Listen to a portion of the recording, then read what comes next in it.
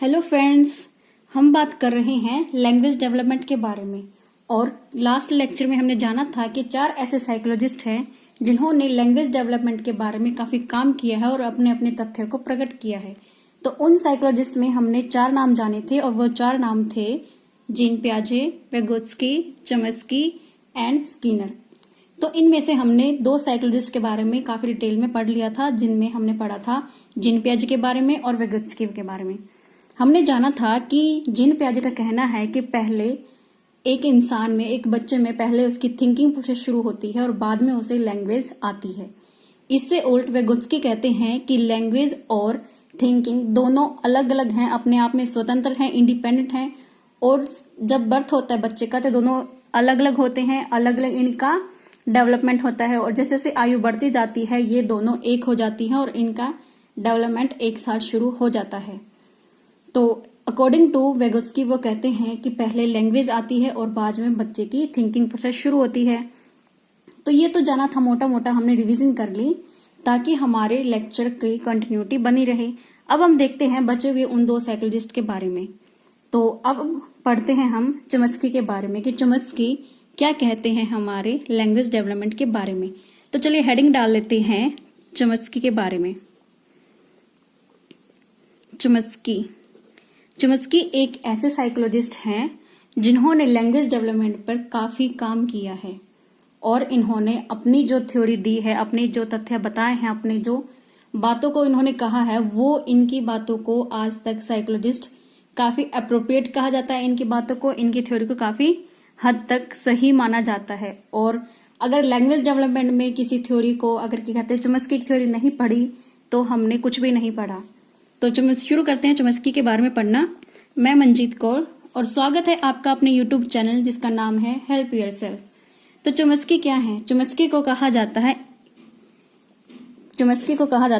इनेस्ट। क्यों कहा जाता है? क्योंकि ये मानते हैं कि जो हेरिडिटी होती है हमारी, सबसे पहले इन्होंने इंपॉर्टेंट माना कि जो हेरिडिटी है हमारी, उससे बच्चे में जन्मजात एक योग्यता होती है लैंग्वेज को सीखने की। इनका कहना है कि बच्चे में या ह्यूमन में जन्मजात एबिलिटी होती है जो उसे हेरिडिटी से मिलती है, जिससे वह लैंग्वेज सीख सकता है। तो उन्होंने कहा है कि पहले इंपॉर्टेंट चीज है हेरिडिटी और इससे सपोर्ट करने वाला एनवायरनमेंट मिले तो हम लैंग्वेज सीख सकते हैं। क्या कहा इन्होंने? हम ये लाइन लिख लेते हैं काफी अच्छे से ताकि हमको बातें क्लियर होती रहें। पहला उन्होंने कहा, पहली इंपॉर्टेंट चीज है हेरिडिटी। और फिर वे कहते हैं कि इसके साथ हेरिडिटी से जो भी हमें एबिलिटी या फिर जो भी हमारे अंदर ऐसी ऐसी योग्यताएं मिलती है हमें हेरिडिटी से, वो कहते हैं अगर हेरिडिटी से हमें चीजें मिल रही हैं, योग्यता हमारे अंदर है कि हम लैंग्वेज को सीख सकें, और इसके साथ इसी हमारी एबिलिटी को सपोर्ट करने वाला एनवायरनमेंट मिल जाए, सपोर्ट करने वाला एनवायरनमेंट मिलता है तो हम लैंग्वेज सीख सकते हैं या सीख सकते हैं। तो ये किसने कहा? ये कहा हमारे चॉम्स्की ने, क्योंकि उनका कहना है कि हेरिडिटी सबसे इंपॉर्टेंट चीज है, पहले बात तो। फिर उन्होंने कहा कि हेरिडिटी से जितनी भी हमें एबिलिटी मिली है उसके बाद अगर हमें सही एनवायरनमेंट मिलता है तो हम लैंग्वेज को इजीली सीख सकते हैं। अब वो कैसे?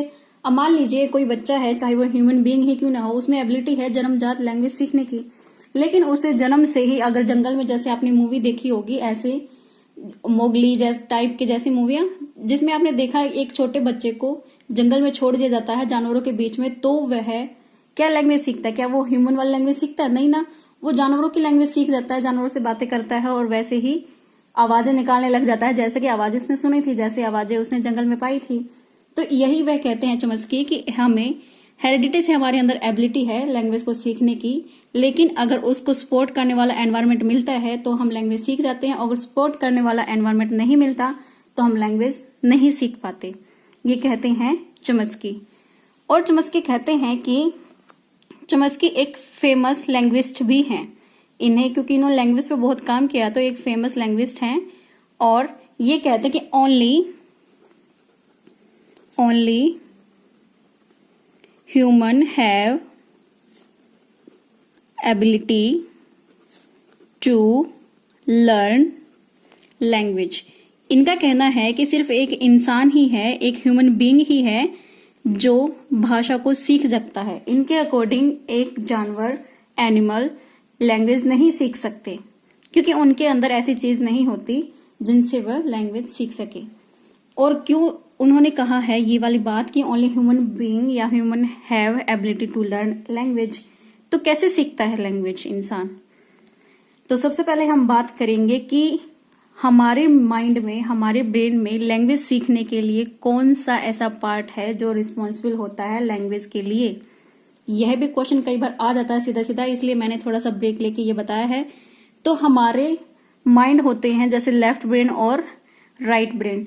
तो इन दोनों में से जैसे ये हमारा माइंड है और यहाँ पर हम मान लेते हैं कि ये हमारा लेफ्ट ब्रेन है और ये राइट ब्रेन है। तो इन दोनों में से कौन सा ऐसा ब्रेन है, कौन सा पार्ट है ब्रेन जो लैंग्वेज डेवलपमेंट के लिए रिस्पॉन्सिबल होता है? तो यह है लेफ्ट।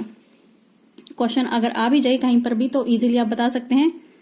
लेफ्ट ब्रेन क्या होता है? लैंग्वेज सीखने के लिए रिस्पॉन्सिबल होता है। लेफ्ट ब्रेन लैंग्वेज सीखने के लिए या लैंग्वेज डेवलपमेंट के लिए रिस्पॉन्सिबल होता है, यानी कि हम लेफ्ट ब्रेन से ही अपनी भाषा को सीखते हैं। तो ये तो था कि लेफ्ट ब्रेन इसमें हेल्प करता है लैंग्वेज सीखने के लिए। और जैसा कि चॉम्स्की ने कहा है कि ह्यूमन में ही सिर्फ एबिलिटी होती है भाषा को सीखने की, तो यह भाषा को सीखने की उनके द्वारा, चॉम्स्की के द्वारा एक LAD ऐसा नाम दिया गया है कि ऐसा सिस्टम, ऐसा डिवाइस होता है ह्यूमन के ब्रेन में जिससे वह लैंग्वेज सीखता है। तो यह कौन सा है, क्या नाम इसका? LAD। ये कई बार क्वेश्चन में आया हुआ है, एग्जाम में क्वेश्चन आ जाता है ये, तो इसकी फुल फॉर्म भी याद रखेंगे और ये भी याद रखेंगे कि LAD किसने दिया है। तो LAD यह है चॉम्स्की ने, और इसकी फुल फॉर्म बनती है लैंग्वेज एक्विजिशन डिवाइस। तो यह वह डिवाइस है जिससे एक ह्यूमन लैंग्वेज को सीखता है। इसकी हेल्प से ही ह्यूमन को सीखा जाता है। अब बात ये आती है कि ये ह्यूमन, जैसे कि हमने बात की कि ब्रेन में ऐसा पार्ट है, लेफ्ट पार्ट, जिससे हम लैंग्वेज सीखते हैं या जो रिस्पॉन्सिबल होता है लैंग्वेज सीखने के लिए। लेकिन ये LAD एक कल्पना तंत्र है, मतलब ये एक हाइपोथेटिकल डिवाइस है। ये बिल्कुल ब्रेन में ऐसे हम अगर ब्रेन का ऑपरेशन करके या फिर आप देखेंगे कि ऐसे नहीं पाया जाता जैसे कि बाकी चीजें लेफ्ट ब्रेन या राइट ब्रेन पाया जाता है, बिल्कुल ऐसे नहीं पाया जाता। यह एक हाइपोथेटिकल डिवाइस है और इसका नाम दिया गया है लैंग्वेज एक्विजिशन डिवाइस, और यह चॉम्स्की ने दिया था और इसकी सहायता से हम लैंग्वेज सीख जाते हैं। तो चॉम्स्की कहते हैं कि ह्यूमन में LAD होता है, इसीलिए वह लैंग्वेज सीख जाता है, और एनिमल में LAD नहीं होता, इसलिए उनमें एबिलिटी नहीं होती लैंग्वेज को सीखने की। तो ये क्या है, अगर पूछ लिया जाए कि LAD क्या है, तो LAD है, ये एबिलिटी है लैंग्वेज को सीखने की। एबिलिटी नेम, ये उस एबिलिटी का नेम है जिससे हम लैंग्वेज सीखते हैं। तो फुल फॉर्म क्या हो गई इसकी? Language acquisition device. तो चलिए हम आगे देखते हैं कि और क्या क्या कहा है चॉम्स्की ने। चॉम्स्की ने इसके बाद एक चीज कही है कि वो कहते हैं कि जो हमारी लैंग्वेज होती है, तो उस लैंग्वेज की, हर लैंग्वेज की अपनी एक ग्रामर होती है। हर लैंग्वेज की अपनी एक ग्रामर होती है और उसी ग्रामर से हम किसी ना किसी लैंग्वेज को सीखते हैं, उस ग्रामर के रूल फॉलो करते हैं। तो इसके लिए जैसे कि कोई ग्रामर है, जैसे कि अगर लैंग्वेज होती है, कुछ लैंग्वेज की अपनी फैमिली होती है, तो उस फैमिली के अंदर जितनी भी लैंग्वेज आती हैं उन सभी की ग्रामर भी सेम होती है। Same family, same grammar. तो चॉम्स्की कहते हैं कि जैसे हर लैंग्वेज की अपनी ग्रामर होती है और ग्रामर सीखने के बाद ही हम लैंग्वेज को सीख पाते हैं, लेकिन चॉम्स्की क्या कहते हैं? चॉम्स्की कहते हैं एक यूनिवर्सल ग्रामर होती है। उन्होंने एक वर्ड दिया जिसका नाम है यूनिवर्सल ग्रामर का उन्होंने जिक्र किया, यूनिवर्सल ग्रामर। तो यूनिवर्सल ग्रामर क्या होती है? जैसे किसी भी लैंग्वेज को सीखने के लिए किसी भी व्याकरण की या किसी भी ग्रामर की जरूरत होती है और सबकी ग्रामर अलग अलग होती है। ये तो हमारी जनरल अवेयरनेस की ऐसे हमें जनरल सीखनी पड़ती है, लेकिन चॉम्स्की कहते हैं कि एक यूनिवर्सल ग्रामर होती है जो सभी के लिए समान होती है और वह ह्यूमन में पाई जाती है और जिसके द्वारा हम लैंग्वेज सीख जाते हैं। तो किसकी बात की इन्होंने? यूनिवर्सल ग्रामर, जिसको हिंदी में हम कहेंगे, एक बार हिंदी में भी इसका नाम जान लेते हैं हम, सार्वभौमिक व्याकरण। सार्वभौमिक व्याकरण। तो सार्वभौमिक व्याकरण क्या कहती है? ये कहती है एक यूनिवर्सल ग्रामर होती है, यूनिवर्सल ग्रामर होती है जिसके द्वारा हम लैंग्वेज को, किसी भी लैंग्वेज को सीख सकते हैं, जिसके द्वारा हम किसी भी लैंग्वेज को सीख सकते हैं। तो ये किसने कहा? ये कहा है हमारे चॉम्स्की ने। चॉम्स्की ने क्या कहा कि एक यूनिवर्सल ग्रामर होती है और एक एलएडी डिवाइस होता है जो कि लैंग्वेज एक्विजिशन डिवाइस, जिसके द्वारा हम लैंग्वेज सीखते हैं।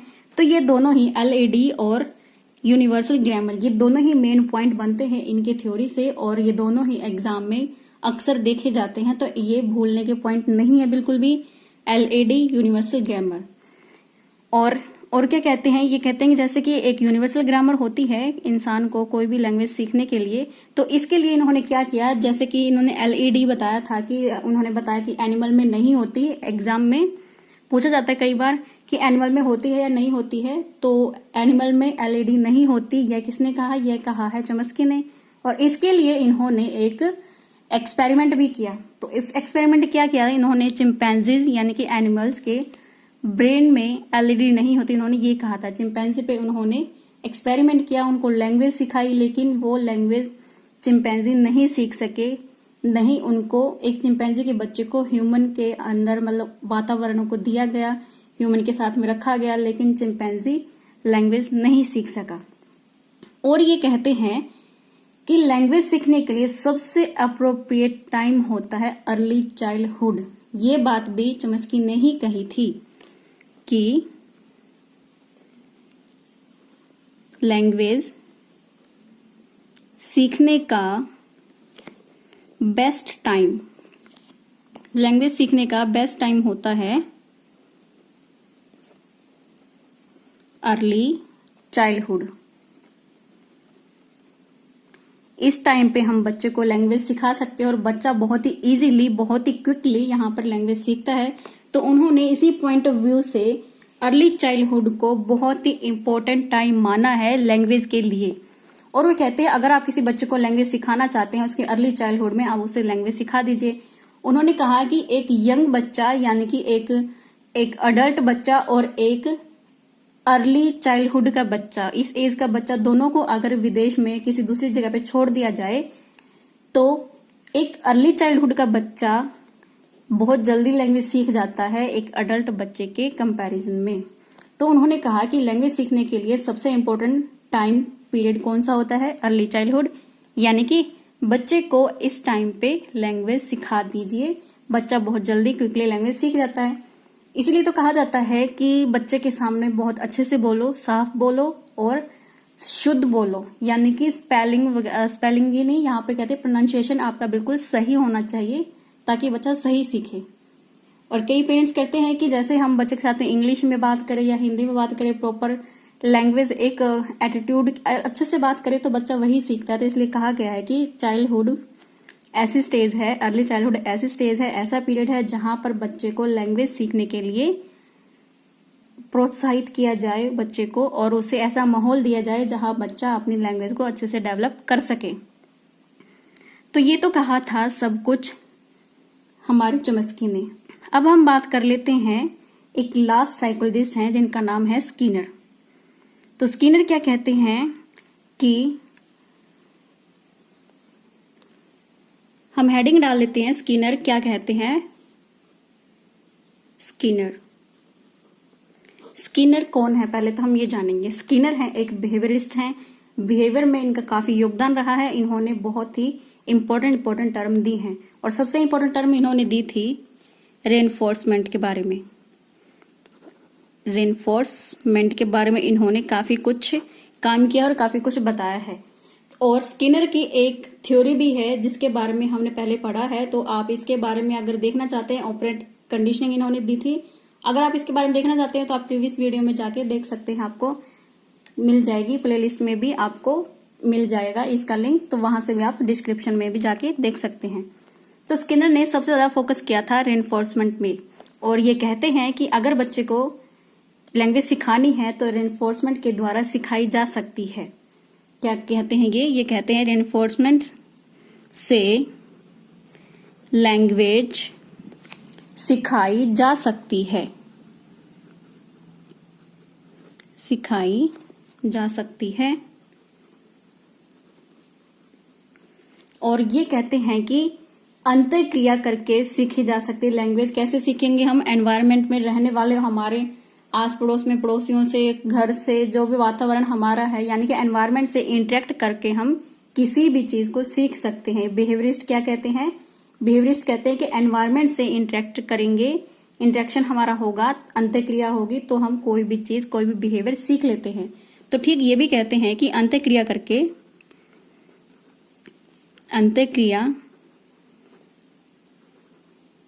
करके सीखी जा सकती है लैंग्वेज, सीखी जाती है। और ये कहते हैं कि ह्यूमन पर ऐसी एबिलिटी, जैसे कि ह्यूमन अगर दूसरे ह्यूमन से इंटरेक्शन करेगा, अपने एनवायरनमेंट से इंटरेक्ट करेगा, तो जल्दी ही लैंग्वेज सीख जाता है। और बेंडूरा इसके बारे में कहते हैं, वो भी एक बिहेवियरिस्ट ही हैं, बेंडूरा भी, वो भी कहते हैं, जैसे उन्होंने इमिटेशन के बारे में बात कही, तो ठीक स्किनर ने भी वही बात उठाई।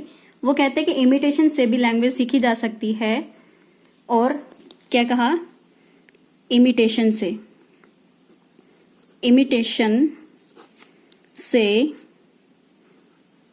लैंग्वेज सीखी जाती है या सीखी जा सकती है, सीखी जाती है। अब जो लैंग्वेज हमने सीखी है, उस लैंग्वेज को, उस वर्ड को हम यूज कैसे करें न्यू सिचुएशन में, ये सब कैसे पता चलता है हमें? बिहेवियर के द्वारा, कि बिहेवियर में क्या क्या चेंज आते हैं। हम जो हमने नई चीज सीखी है इमिटेशन से, किसी से देखकर, कोई हमारे सामने इंटरेक्शन कर रहा है तो हमने उसको देखा, ऑब्जर्व किया, इमिटेशन किया, और फिर हमने इसको यूज किया, use in a new situation, in a new situations. तो जो इमिटेशन किया, जो ऑब्जर्व किया, जो हमने देखा, वो सब हमने इमिटेट किया, उसकी नकल की, और उस सिचुएशन में, नई सिचुएशन में यूज किया, तो हमें ऐसे ही लैंग्वेज आ गई। तो ऐसे ही ये कहते हैं बिहेवियर से, जैसे ये मानते हैं इमिटेशन करना, ऑब्जर्वेशन करना, रेनफोर्समेंट करना, कि बच्चा अगर एक दो वर्ड बोल रहा है इमिटेशन करने के बाद में, तो हम बच्चे को रेनफोर्स करेंगे, उसे कुछ ना कुछ ऐसे प्रोत्साहन के लिए हम कुछ ना कुछ रिवॉर्ड देंगे, जिससे कि बच्चे को और भी प्रोत्साहन मिलेगा, मोटिवेशन मिलेगा, फिर बच्चा और भी लैंग्वेज, और भी वर्ड सीखने के लिए मोटिवेट हो जाएगा। तो यानी कि इनका मेन फोकस था सिर्फ और सिर्फ रेनफोर्समेंट पे, इमिटेशन पे और ऑब्जर्वेशन पे।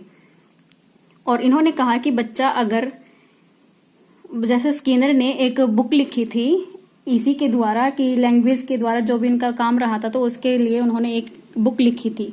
तो बुक क्या थी? हम बुक का नाम जान लेते हैं। बुक थी उनकी वर्बल बिहेवियर, वर्बल बिहेवियर नाम की उनकी एक बुक थी, जिसमें उन्होंने कहा कि रेनफोर्स के द्वारा हम बच्चे को सिखा सकते हैं लैंग्वेज। और उसमें हम क्या कराएंगे? बच्चे को लैंग्वेज की बार बार रिपीटेशन करवाएंगे, बच्चे को प्रैक्टिस करवाएंगे, और बच्चा एक्वायर कर सकता है लैंग्वेज को थ्रू इमिटेशन।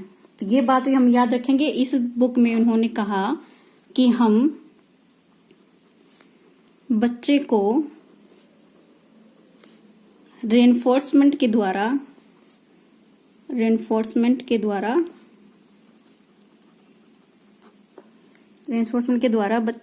लैंग्वेज और प्रैक्टिस के द्वारा, प्रैक्टिस या फिर हम रिपीटेशन भी कह सकते हैं, प्रैक्टिस करवाएं तो लैंग्वेज को सिखाया जा सकता है। और उन्होंने कहा कि लैंग्वेज एक्वायर की जा सकती है थ्रू इमिटेशन। तो ये बात भी हम लिख सकते हैं यहाँ पे, एक्वायर्ड लैंग्वेज थ्रू इमिटेशन। तो ये भी बात आ सकती है कि वर्बल बिहेवियर नाम की बुक किसने दी थी, तो यह लिखी है स्किनर ने, इनके द्वारा ये बुक आई थी।